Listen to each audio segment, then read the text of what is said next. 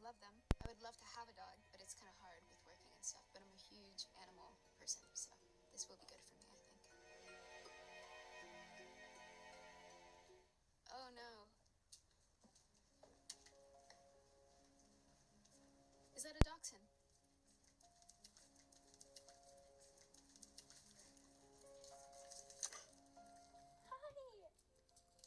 Hi!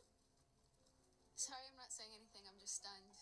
My hair and makeup artist, Nirvana, on Wednesday, we keep talking about getting matching dachshunds. She said if you do that puppy interview and they're dachshunds, we're gonna have a problem. I think I was probably on some random road in LA. When I found out that I actually was going to do the job, I was just sitting in my car parked, I think coming from like an ADR session or something like that.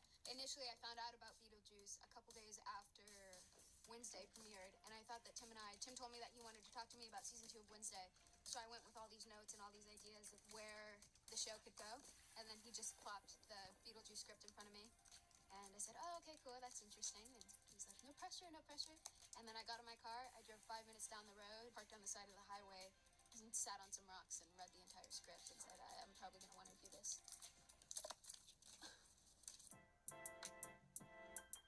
I really can't think right now.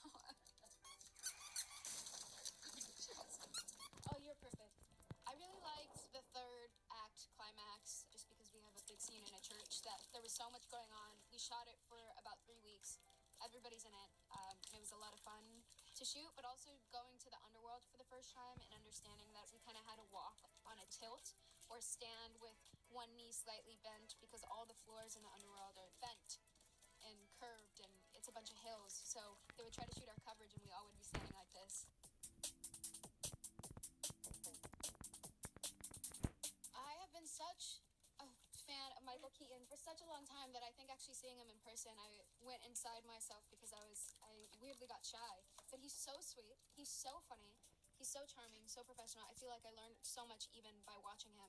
It was really strange to see him become Beetlejuice because he was unrecognizable. It was the first time I think I had ever really seen someone completely disappear, no bit of themselves involved. So that was pretty special.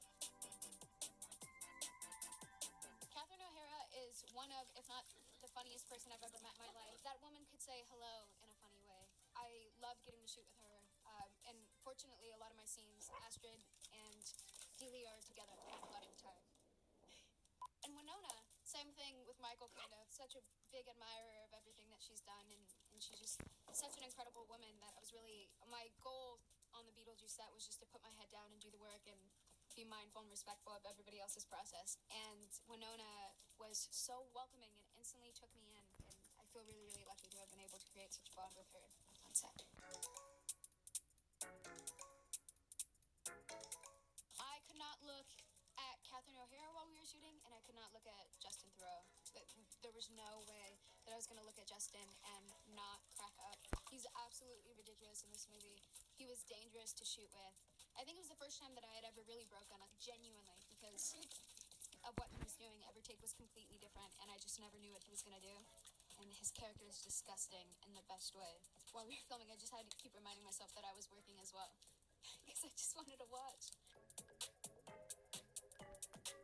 We kind of did create a playlist because Astrid has this connection with another boy her age, not to give too much away, but they kind of connect on the basis of books and music. So we were talking about what bands were going to be involved. Sonic Youth was involved a lot, and we kind of said that that was Astrid's connection to her father as well. We did the Pixies a bit. We did Bikini Kill, 9 Inch Nails. We go into one of the kids' bedrooms, and there was Bikini Kill posters everywhere, things like that. I don't want to watch a sequel of it, but I love Repo Man. You see this guy?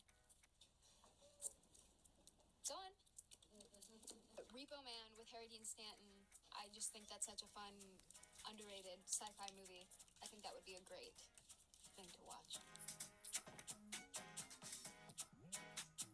It was a different... All right, you can have this. You can have this now. But the difference between... I kind of want to take these off. Where are the other guys? Hello.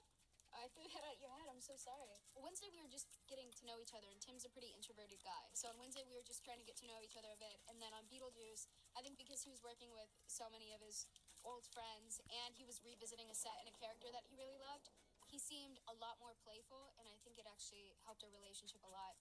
He was very hands-on and dancing and singing and clapping behind the monitor. It was just a very joyous, happy shoot.